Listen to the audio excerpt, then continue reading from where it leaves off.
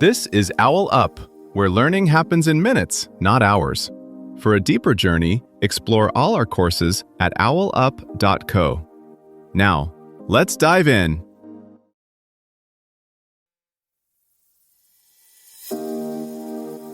Welcome back to Chapter 3 of our series, Mastering Focus, the Art of Deep Work. In this episode, titled Techniques to Enter Deep Work States, we'll explore some powerful rituals designed to help you tap into your most focused self. So, if you're ready to enhance your productivity and creativity, let's dive in. You lose focus at work, and it quietly steals almost half your day. Yet it never shows up on your calendar. An email here, a quick message there, a 2-minute task. By evening, you're exhausted. But here's the twist. Your brain was never built to work this way. You can feel the gap between what your day looks like and what you're actually capable of. Your calendar is crammed, your apps are glowing, but the work you're proud of, the kind that moves your career or art forward, keeps getting squeezed to the margins. It's not laziness, and it's not a motivation problem. It's that your attention is constantly being drafted into a dozen low-impact battles instead of one meaningful campaign. Modern tools are optimized for responsiveness, not depth, so unless you actively push back, your best hours get traded away in tiny pieces. The good news, deep work isn't a rare talent, it's a trainable state. With the right cues, spaces, and timing, you can reliably drop into it, on purpose, and stay there long enough to do work that actually feels like you. Most people try to fix their focus by downloading another app or making a prettier to-do list. But the real leverage sits underneath the surface, the small, repeatable patterns that tell your brain, now we're going in. Think of the way your body reacts when you lace up the same shoes before a run or sit in the same seat before a performance. Over time, those details become a quiet on-ramp into a different mode of operating. In knowledge work, you almost never design that on-ramp. You rely on willpower, then blame yourself when it collapses under notifications, meetings, and the constant pull of being reachable. The first pillar is ritual, but not in the vague, morning routine sense. Think of it as programming for your nervous system, very specific, repeatable steps that always precede serious work. Over time, your brain starts predicting what comes next and preloads the mental resources you need. The aim is to reduce attentional residue, all the half-open loops from the rest of your life that otherwise bleed into your work session. Start small. A good ritual has 3 components: a physical reset, a scope decision, and a start signal.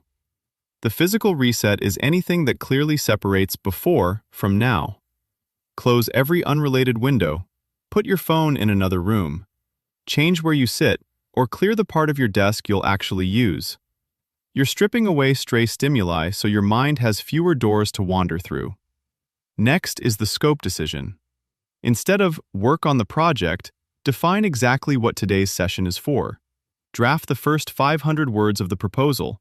Sketch 3 alternate compositions. Refine bars 16 to 32 of the track. Your brain handles concrete, bounded targets far better than vague ambition. This is where implementation intentions shine. If it's 9 to 11 and I'm at my desk, then I work only on the grant draft. You're pre-negotiating with your future, distractible self. Finally, the start signal. This is a brief, consistent action that marks the point of no return. A 10-minute mindfulness session, 1 page of free writing, a specific playlist that you use only for deep sessions. Research shows even short mindfulness bouts sharpen working memory and extend time on task, not because they make you calmer in general, but because they train you to notice when your mind slips so you can bring it back without drama. None of this has to be elaborate. What matters is that it's the same, in the same order, often enough that your brain recognizes the pattern. At first, the ritual will feel like extra work. After a few weeks, skipping it will feel like trying to start a film halfway through the reel. You'll sense that something important is missing.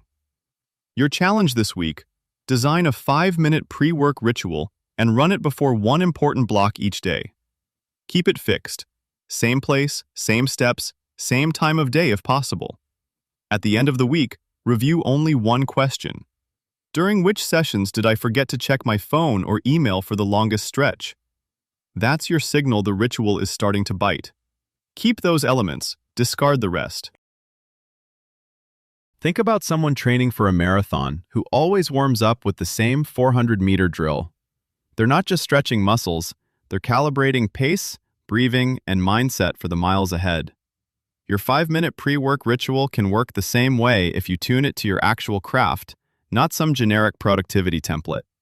For a designer, that might mean opening yesterday's Figma file and, before touching anything, spending 3 minutes silently labeling which parts feel heavy, flat, or off-brand. A software engineer could spend 5 minutes writing one failing test that defines today's target behavior, then starting the timer only when the test is in place. A writer might retype a single favorite paragraph from another author to sync their internal rhythm before adding a new sentence of their own. Notice how each example narrows your field. You're not getting ready to work, you're stepping into a very specific corridor. Over time, that corridor becomes familiar territory, and entering it gets faster, almost frictionless, even on days when motivation is low. As tools get better at handling logistics, the real leverage shifts to how you design the texture of your day. Expect careers to differentiate less by role title and more by how fluently you can move between shallow collaboration and deep creation. Teams might start sharing focus maps the way developers share API docs, clear protocols for when you're reachable and when you're in protected mode, so coordination stops trampling your best cognitive hours. Over time, these tiny, consistent entry scripts do more than front-load a session. They reshape what your workday feels like.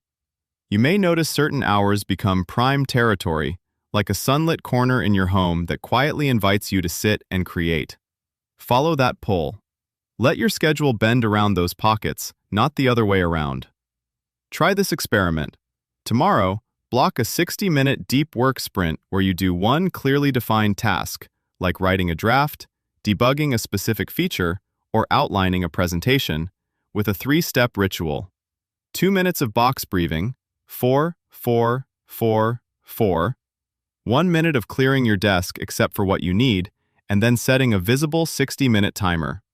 During that hour, keep your phone in another room, close all messaging apps, and keep a scrap paper nearby only for jotting down distractions you'll handle later.